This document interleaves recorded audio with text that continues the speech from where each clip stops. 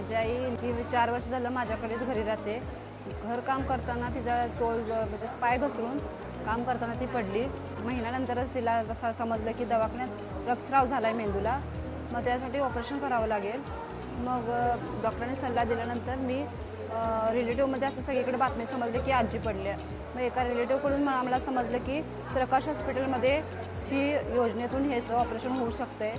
म्हणून मी तात्कालीनं प्रकाश हॉस्पिटलला आलो. तिथं आल्यानंतर डॉक्टरांनी तात्काळ आम्हाला ऑपरेशन करायचा सल्ला दिला.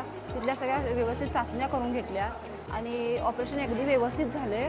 आता आजीचा पाय डावी बाजू इनबॅलन्स झाली ती आता ती व्यवस्थित चालते. इथली सेवा खरंच खूप सुंदर आहे. माझी आई तर एवढा खर्च सांगितल्यानंतर कुठंही म्हणत होती की माझं ऑपरेशन करू नकोस, तू कर्ज करून घेऊ नकोस आणि राहू दे, मला असंच मरू दे, आता माझं किती वय राहिले असं म्हणत होते. पण ह्या ह्याच्यात आल्यानंतर मला एक नवीन जीवन मिळाले. माझ्या आईला आणि मला एक नवीन जीवन मिळाले. हे हॉस्पिटल खूप खरंच सुंदर आहे. उपचारानंतर खूप आई माझ्या सुधारणा झाल्या आणि इथल्या सोयी, इथला दवाखाना भरपूर स्वच्छ आणि सुंदर आहे.